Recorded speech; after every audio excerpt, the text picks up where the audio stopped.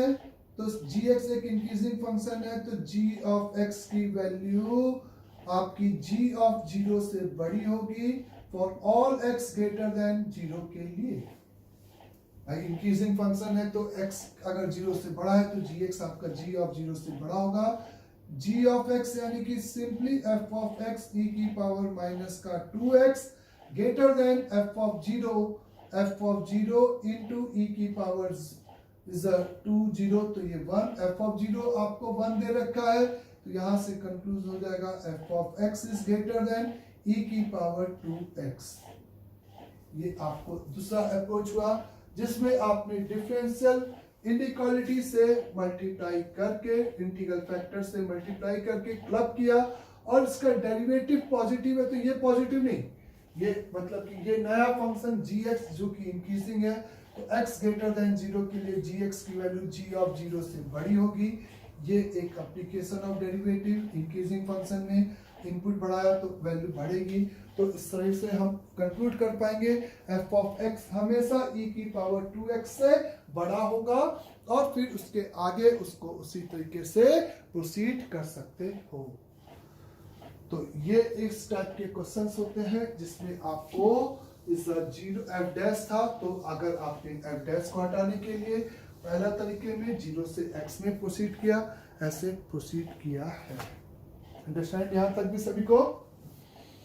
Now the next problem is limit over, suppose आपको दे रखा है मैंने f of x is equate with the limit over n tending to infinity is a n raised to power n into x plus n by 2 is a bracket over x plus n by 3 is the last is simpler x upon n plus n is whole divided by is simply factorial n is x square plus n square is a x square plus n की power 4 by 4 n by 2 का square x square plus not n की power 4 n square ही है n square by 9 is the x square plus n square divided by n square. f of x given है, option A is given है f over 1 by 2 greater than f of 1, the B option है f over 1 by 3 either lesser than or equal to f of 2 by 3। Chennai option given है f dash 2 is lesser than or equal to 0। Delhi options given है f dash 3 upon f of 3 is greater than or equal to f dash 2 upon f of 2। ऐसा तो problem को देखा और देखते ही छोड़ दिया, एक तरीका ये है। दूसरा तरीका ये है कि ये आपने देखा कि is a product of the term लिखा है, सिग्मा में नहीं लिखा है तो लिमिट एंड टेंडिंग इन्फिनिटी अपन बाद में लगा लेंगे। इसको अपन ने ये देखा कि ये 1 2 3 n ये ग्रुप एक अलग आपका कॉम्बिनेशन है ना, ऐसा कुछ आपको दे रखा है मैंने, एक ऐसा फील हो रहा है कि शायद मैंने एक 1 by n लिखना भूल गया हूं। एक ये ऐसे क्वेश्चन है 1 by n लिखना भूल गए लोग, शायद ऐसा क्वेश्चन है ना। f of x ये गिवन है और लिमिट एंड टेंडिंग इंफिनिटी है, ये करेक्ट क्वेश्चन है ना। तो लॉग लिया, इसको आप सबसे पहले n की पावर n को अलग कर दिए, इस रेशियो को आपने लिखा 1 by n 2 by n up to n by n, क्योंकि ये r by n जैसा दिख तो रहा है लेकिन इस तरह से दिखेगा। log f over x is equate with ऊपर सब मल्टीप्लीकेशन एक 1/n मल्टीप्लाई में आ जाएगा, बाहर वाला सबसे पहले। इसका पूरे का क्या लेगा, लॉग, तो वो सिग्मा में बदल जाएगा, ln over x plus n upon r। r is very from 1 से लेकर n तक,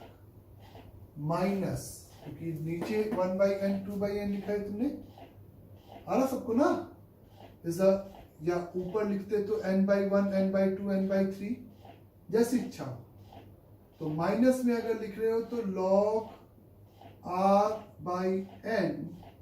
r इज वेरी फ्रॉम 1 से लेकर n तक, ऐसे समझेंगे, minus log over sigma over log over x plus n square plus r square, r is very from 1 से लेकर n तक।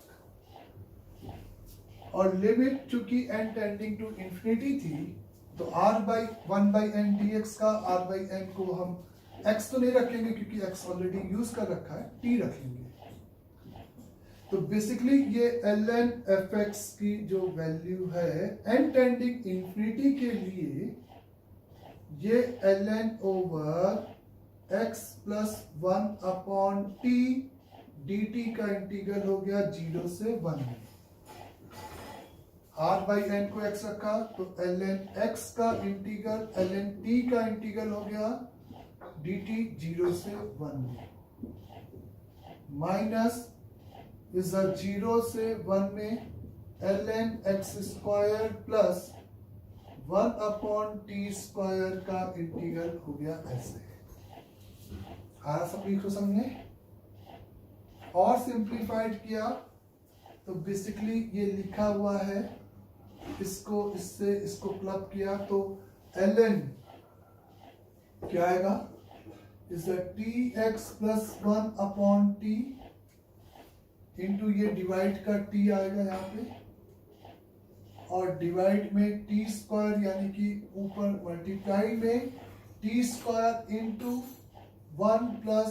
टी स्क्वायर एक्स स्क्वायर आ जाएगा, ये और ये कट जाएगा, तो ओवरऑल आ जाएगा ln f over x is 0 से लेकर 1 ln over 1 plus T x divided by ln over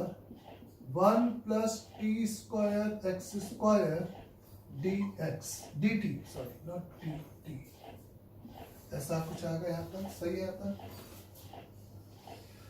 फिर अपन ने एक और काम क्या किया कि ln t जो था ना, ln tx को मैंने एक बार dummy variable z x dt बराबर dz हो जाएगा, तो f over x ln f of x की जो वैल्यू है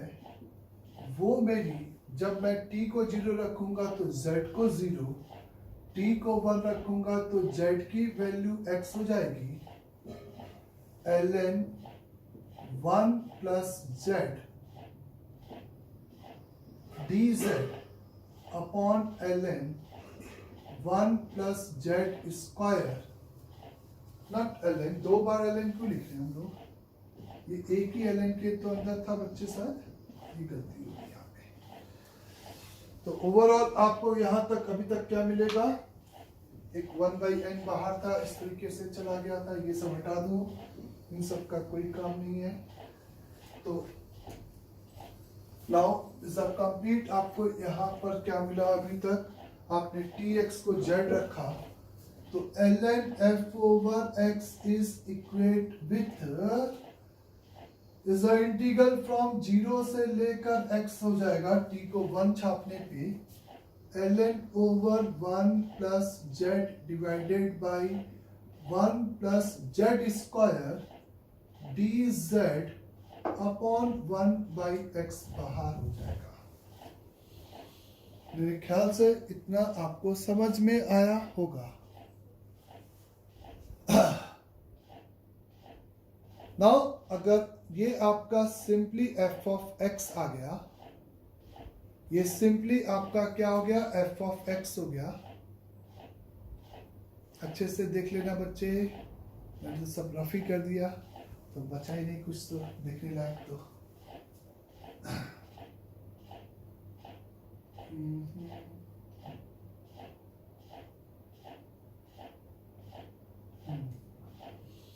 आगे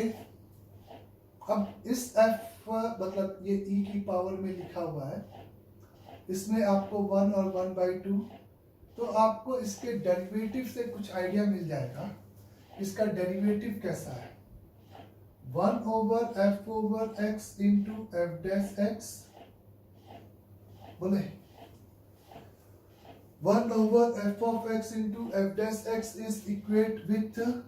इसका डेरिवेटिव 1/x मल्टीप्लाइड बाई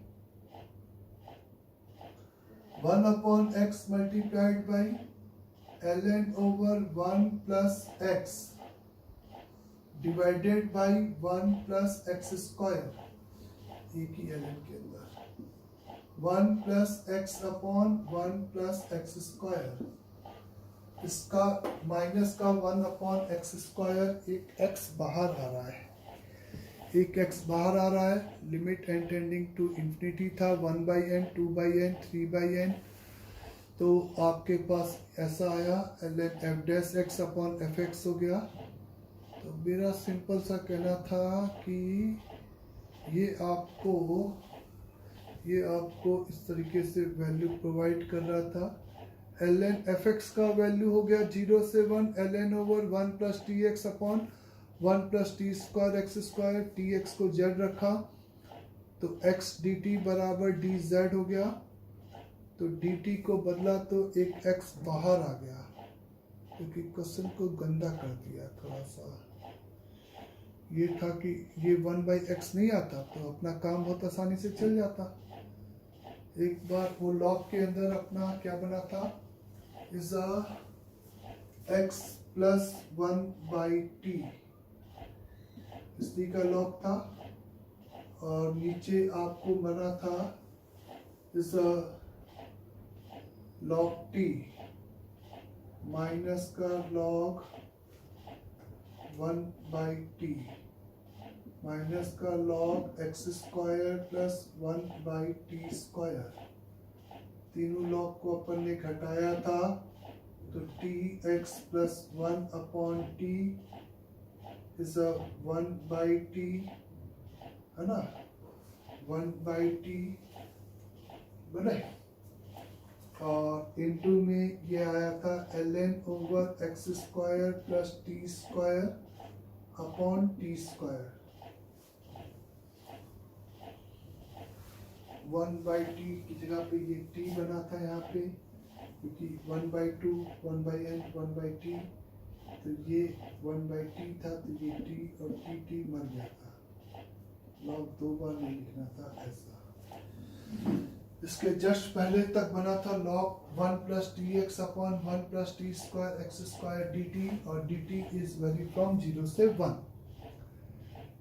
मैंने अंदर से वेरिएबल को हटाने के लिए tx को यहाँ पे z से रिप्लेस किया था, तो ऐसा कुछ मिला मेरे को, और ऐसा ही था ना। fx की वैल्यू चाहिए थी f ऑफ 1/2 और 1 पे, तो is simply ln 1 plus z square of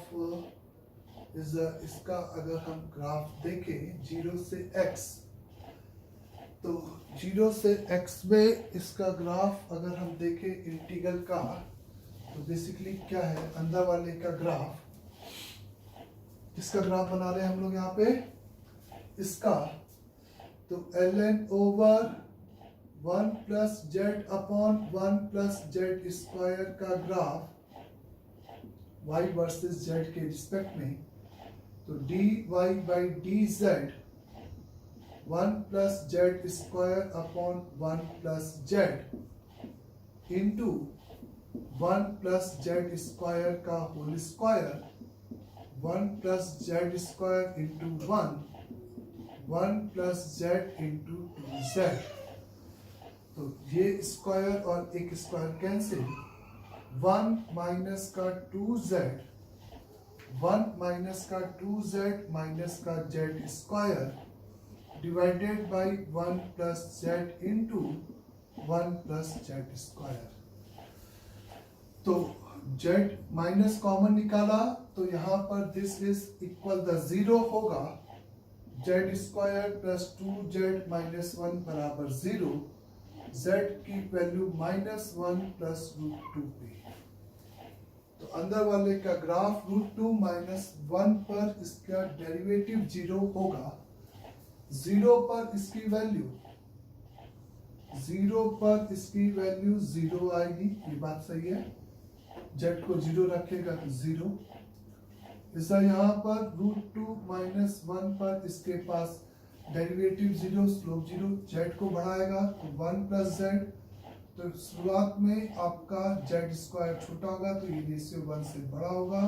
तो ये पॉजिटिव होगा, तो ये ग्राफ ऐसे जाएगा। इन्फिनिटी पे बात करेंगे तो इस द इन्फिनिटी पे ये आपका टेंडिंग टू द 0 दिख रहा है सभी को, 1 plus z upon 1 plus z square tending to the 0 number होगा, क्योंकि इन्फिनिटी पे ये नीचे इन्फिनिटी, तो टेंडिंग टू द 0 यानी कि log 0 के अंदर माइनस का इन्फिनिटी, ये ग्राफ में कुछ इस तरीके से प्रोसीड हो जाएगा, यानी कि ये इक्वल टू द 0 भी होगा। लॉग की वैल्यू 0 कब होगी, जब ये आपका 1 के बराबर होगा, तो 1 यानी कि z जब z स्क्वायर के बराबर होगा तो z बराबर 1 पे ये इसका ग्राफ ऐसे जाएगा। ठीक बच्चे, ये किसका ग्राफ बनाया मैंने, इसका। इसी को हम 0 से x के बीच में इंटीग्रेट कर रहे हैं, √2 माइनस 1 और f ऑफ 1। तो f ऑफ वैल्यू 1/2 की वैल्यू, f ऑफ 1/2 की वैल्यू log fx की वैल्यू, तो 0 से 1/2, ये तो मेरे को 1/x भी दिक्कत कर रहा है कि ये है कि नहीं है, स्टिल कंफ्यूजन, पता नहीं कि इतना गंदा तो नहीं होना चाहिए कि इसका डेरिवेटिव में प्रोडक्ट लगे और इंटीग्रल नहीं बने, ऐसा तो नहीं होना चाहिए। ओके, एक बार चेक करते हैं इसको, डोंट वरी। दिख तो सही रहा है, पता नहीं कहाँ गड़बड़ हो रहा है। वेट, अच्छा ये एक तो x ग्रेटर देन 0 के लिए दे रखा है, this statement for all x greater than 0 question में दे रखा है, तो वो समस्या खत्म होगी। x ग्रेटर देन 0 के बाद भी एक 1/x की समस्या थी, और फिर अपन देखेंगे कुल मिला के। चलो सही है, तो फिर से ऐसे ही प्रोसीड करना है, फिर नहीं तो अननेसेसरी टाइम वेस्ट होगा। चलो बच्चे, अच्छा क्वेश्चन है, देखना पड़ेगा, एक बार अच्छे से देख लेना। Now let f over x is equate with the greatest value of x when x will be lesser than or equal to 2. The function is 0 when x will be greater than 2. I आपको दे रखा है is a -1 से लेकर 2x multiplied by f over x square is a 2 plus f over x plus 1 of dx। तो इस integral की value आपको यहाँ पे फाइंड आउट करनी है। सिंपली इस इंटीग्रल की वैल्यू यहाँ पे आपको फाइंड आउट करनी है, -1 से लेकर 2 इंटू दिस इंटीग्रल की वैल्यू। तो इसमें दो फंक्शन है, ये आपको समझ में आ रहा है कि पीसवाइज फंक्शन है सिंपली, और कुछ भी नहीं है। तो सबसे पहले f over x plus 1 function अगर हम देखेंगे तो f ओवर x प्लस 1 यानी कि x is replace by x plus 1, ना कि केवल यहाँ पे भी और यहाँ पे भी, ये एक इम्पॉर्टेंट पॉइंट है। तो x प्लस 1 यानी कि ये ब्रैकेट x प्लस 1 हो जाएगा, लेकिन इसमें रखने से पहले x प्लस 1 इसको सेटिस्फाइड करें और x प्लस 1 इसको सेटिस्फाइड करने का मतलब x प्लस 1 2 से छोटा हो, x प्लस 1 जब 2 से बड़ा है तो ये 0। तो f over x plus 1 is a simply bracket x plus 1 when x will be lesser than 1, x greater than 1, तो this will be 0। ये इसका डिफिनेशन हो गया। एक और फंक्शन है f of x square, F over x square function is simply bracket part of x square whenever x square is lesser than or equal to 2, यानी कि x is belonging to minus के root 2 से लेकर plus के root 2 और is a mod x greater than root 2 के लिए function will be simply आपका 0। ये आपका f over x square function हो गया और ये आपका सिंपली यहाँ पर कौन सा फंक्शन हो गया, f over x plus 1 function हो गया है। अंडरस्टैंड सभी को यहाँ तक बच्चे? उसके आगे की कहानी यही है कि आपको अब -1 से 2 में ये अपनी डिफिनेशन कहाँ पे चेंज कर रहा है ये देखना है, और ये पीस वाइज फंक्शन अपनी डिफिनेशन कहाँ चेंज कर रहा है, उन्हीं पॉइंट्स पे इसको तोड़ देना है। तो ये अपनी डिफिनेशन चूंकि 1 पे चेंज कर रहा है और ब्रैकेट x है तो इंटीजर पे भी चेंज कर रहा है इनफैक्ट। तो आप और ये रूट 2 की कहानी है, माइनस रूट 2 से रूट 2 की बात हो रही है। तो -1 से आप ऐसे जाओ, -1 से 0 क्योंकि ब्रैकेट x लगा है, प्लस 0 से 1 नहीं जाओगे, रूट 2 0 से सॉरी 1 ही पहले जाओगे कि रूट 2 बड़ा है, इसी के बीच का ये इंटरवल है, ये सेट कोई दिक्कत नहीं है, प्लस थोड़ा सा गैप लेके लिखो जिससे कि फंक्शन भी लिखना है। 1 से रूट 2 जाओगे, सिंपल सी बात है बच्चे, 1 से रूट 2 जाओगे, रूट 2 से क्योंकि आप 1 से बड़े हो गए हो तो ये आपका सिंपली 0 हो जाएगा। रूट 2 से लेकर इस कहां तक 2 तक चले जाओगे। जब x की वैल्यू -1 से 0 है तो आप अपने आप से पूछो आप इस इंटरवल में हो, इस इंटरवल में हो तो -1 से 0 का इनपुट यहां रखोगे, x -1 से 0 तो x स्क्वायर आपका 0 से 1 ब्रैकेट वैल्यू 0, तो ये भी उस केस में 0 ही हो गया, तो 0 और ये पूरा 0 का dx हो गया। ये समझ में आया सभी को? जब आप x को 0 से 1 रखोगे, अभी भी यहीं पे हो तो 0 से 1 में फिर से x 0 से 1 तो x स्क्वायर 0 से 1 तो ये वापस से 0 का dx हो गया। जब आप 1 से रूट 2 हो तो अभी भी इसी में हो, बस इस बार ये 1 से 2 हो गया तो ये आपका 1 हो गया, ऊपर आपका x आ गया। जब आप 1 से रूट 2 हो तो 1 से रूट 2 तो ये आपका 0, ऊपर x और नीचे 2 तो x/2 आ गया। दिख रहा है सभी को? ये सिंपल आपका पीस वाइज डिफिनेशन है और इंटीग्रल का तो कोई काम ही नहीं है। रूट 2 से 2 में गए तो ऊपर फिर से ये आपका 0 तो ये पूरा 0 तो ये पूरा 0 का dx हो गया। तो 1/2 बाहर चला गया, x का इंटीग्रेशन x² 2 हो गया और इसमें अपन ने रूट 2 और 1 पुट भी कर दिया, तो 1/4 इंटू 2 माइनस का 1 यानी कि 1/4 इसका आंसर हो गया। तो ऐसा कैलकुलेशन पढ़ेगा तो, लेकिन इस तरीका सिंपली इसका इंटीग्रल वैल्यू आपका कितने के बराबर हो गया बच्चे? इंटीग्रल वैल्यू आपकी 1/4 के बराबर इस तरीके से आप डिफाइन कर सकते हो। तो f over x is equate with यहाँ पर आपका क्या आ जाएगा 1/4, सिंपल ये आंसर होगा। तो पीसवाइज फंक्शन लिखना था, उसके अलावा कुछ भी नहीं था क्वेश्चन में, यही आपका इस क्वेश्चन का सिंपली थीम था। Now next problem is, let's suppose the g over x is defined as a आपका इंटीग्रल फ्रॉम x से लेकर x² प्लस π/6 के 2 cos square t of dt, x से लेकर x² plus π/6 2 cos square t dt for all x belongs to the real number. F is a function which is defined from 0 से half up to 0 से infinity, be a continuous function for all नहीं, for a belonging to the 0 से 1/2 close bracket, if g dash a plus 2 is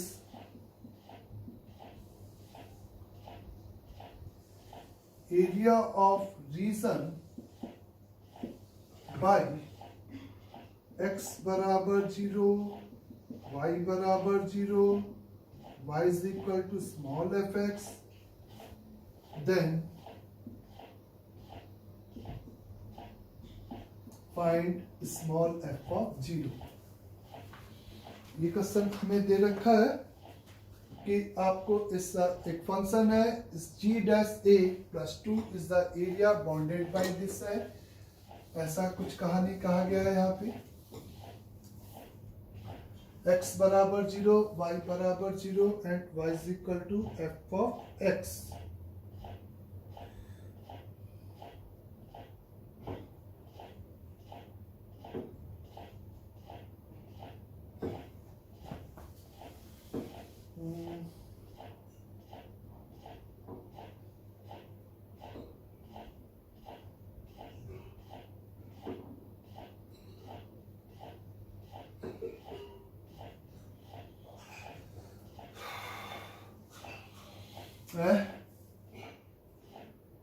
ये आपका ए पे depend नहीं कर रहा, ये आपका ए पर डिपेंड क्यों नहीं कर रहा, ये मैंने कहीं गलती लिखी है।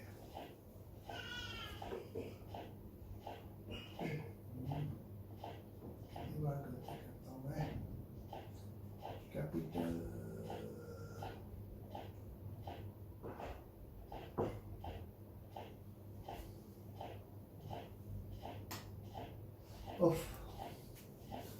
कुछ तो गड़बड़ है ना कि g डैश a प्लस 2 आपका x0 y0 fx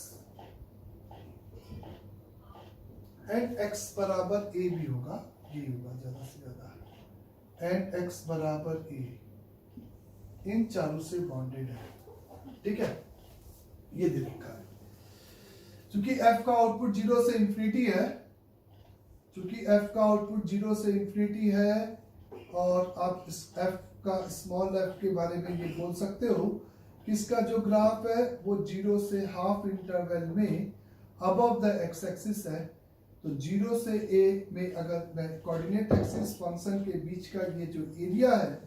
वो सीधे सीधे इंटीग्रल वैल्यू के बराबर हो जाएगा। इसको करेक्शन कर लेना, x बराबर a।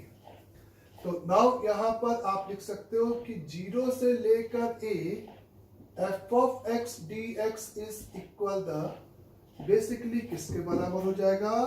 Simply g dash a plus 2 के बराबर हो जाएगा, और ये स्टेटमेंट वैलिड होगा for all a belonging to the 0 से हाफ के बराबर। अंडरस्टैंड? तो यहाँ पर बेसिकली आपको g डैश a प्लस 2 बराबर 0 से a इस तरह से दे रखा था, और आपको f ऑफ 0 चाहिए। तो अब ये a के रिस्पेक्ट में एक आइडेंटिटी हो गई जो कि इधर दोनों तरफ वैलिड होगी, और उसको वैलिडेट करने के लिए g double dash a is equate with f of a हो जाएगा। यानी कि आपको f ऑफ 0 चाहिए, आपको f ऑफ 0 चाहिए, तो आपको g डबल डैश 0 चाहिए, और g डबल डैश 0 निकालने के लिए आप यहाँ पे वापस आओगे, g डैश x निकालोगे, सिंपली सी बात है। तो g डैश x के लिए आप लिखोगे 2 cos square is simply t upper limit से replace x square plus pi by 6 into upper limit का derivative 2x minus 2 cos square x, lower limit का डेरिवेटिव 1। आपको g डबल डैश चाहिए, तो आप फिर से इसका डिफरेंशिएट करोगे, और इसका डबल डेरिवेटिव यानी कि g डबल डैश x की वैल्यू के लिए 2 cos square x square plus pi by 6 into 2x का 2 हो गया, प्लस 2x कॉपी किया, इसका करेगी इसका करेंगे तो ये आपका 2 into 2 4 cos x square plus pi by 6 cos का करेगा तो ये सिंपली मेरा माइनस का sine x square plus pi by 6 फिर उसका करेगा तो 2x ये इस पूरे का डेरिवेटिव होगा माइनस इसका करेगा तो 2 का cos x और cos x का माइनस का sin x ये आएगा बच्चे सिंपल डबल डेरिवेटिव। और तेरे को स्मॉल f ऑफ 0 चाहिए था तो g डबल डैश 0 चाहिए और g डबल डैश 0 में ये 0 रखने पे मर जाएगा ये पूरा x को 0 रखने पे मर जाएगा x को 0 रखने पे ये मर जाएगा तो केवल यही टर्म बचेगा और 0 रखेगा तो 2 2 4 तो g double dash 0 is equal to 4 multiplied by cos square pi by 6 root 3 by 2 का स्क्वायर 3 बाई 4 तो is a g double dash 0 is equate with 3 तेरा आंसर हो जाएगा g double dash 0 is equate with 3 अपना क्या हो जाएगा इसका सिंपल आंसर हो जाएगा। समझ में आया सभी को? तो वहां पर इस तरीके से अपन को कहा गया था और इसकी वैल्यू निकालने के लिए तो बस यहाँ पर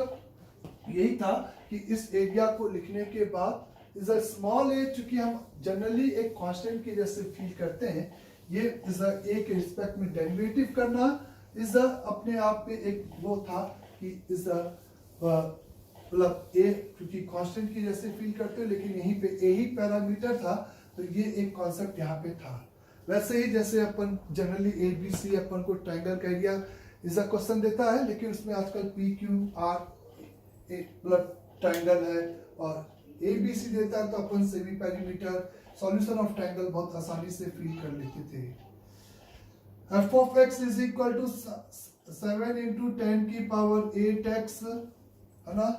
प्लस 7 इंटू 10 की पावर 6 ओवर x माइनस 3 10 की पावर 7 ऑफ x माइनस का 3 10 की पावर ये 4 है बच्चे इसको 4 कर देना और 10 स्क्वायर x ये क्वेश्चन है। फाइंड तो इस क्वेश्चन के लिए फाइंड 0 से लेकर pi by 4 f over x d x का वैल्यू निकालना है एंड 0 से लेकर pi by 4 x into f of x d x का वैल्यू हमें फाइंड आउट करना है। तो इस तरह से क्वेश्चन है f of x is equal to this and this तो यहां से आप 7 कॉमन निकालो 10 की पावर 6 तो 10 स्क्वायर तो 7 इंटू 10 की power 6x into sec square x इसका इंटीग्रल हो गया माइनस